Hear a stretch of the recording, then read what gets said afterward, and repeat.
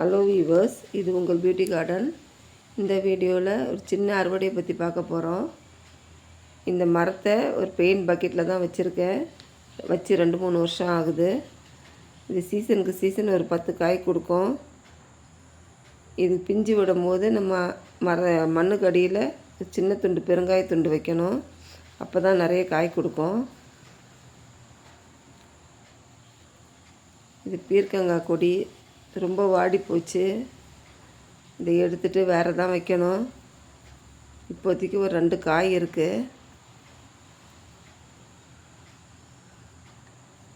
இது குட்டை பீர்க்கங்க.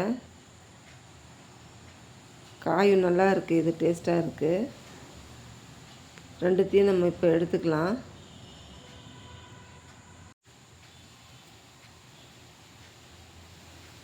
இது நிறைய காய் கொடுத்துருச்சுங்க. நம்மளுக்கு வாரத்தில் எப்படினாவது ஒரு 2-3 காய் எடுத்துருவேன்.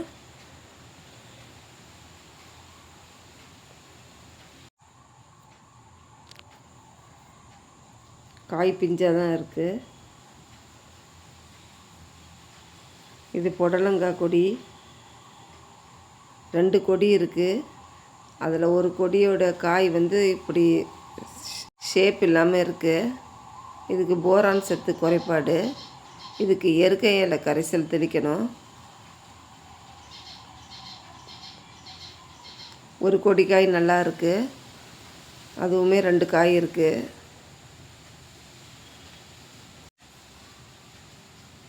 இதுக்கு வாரத்துக்கு ஒரு முறை நான் ஒரு பொடி எரு கொடுப்பேன். ஒரு முறை மீனமிலம் தெளிப்பேன். இந்த காயுமே நல்லா இருக்குது.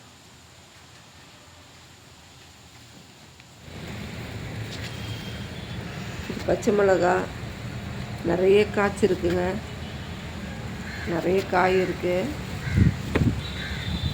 நம்ம கொஞ்சமாக எடுத்துக்கலாம். இதுக்கு தேன் கரைசல் கொடுத்த பிறகு நல்லா நிறைய பூ பூக்குது. நிறைய காய் வச்சிருக்கு. புதினா கொஞ்சம் எடுத்துக்கலாம்.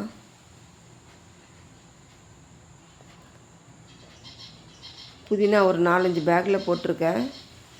ஒன்று கட் பண்ண பிறகு இன்னொன்று கட் பண்ணுற மாதிரி வச்சுப்பேன்.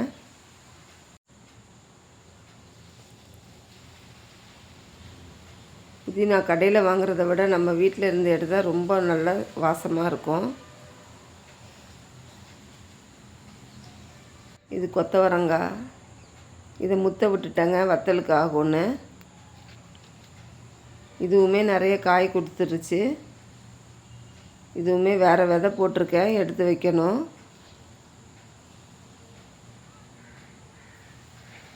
எல்லா செடிங்களுக்குமே வாரத்துக்கு ஒரு முறை எரு கொடுத்துருவேன்.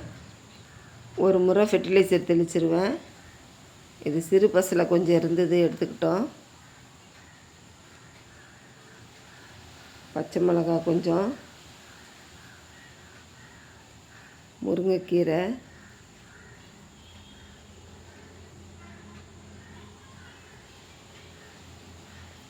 புதினா கொஞ்சம் இருந்தது, எடுத்துக்கிட்டோம்.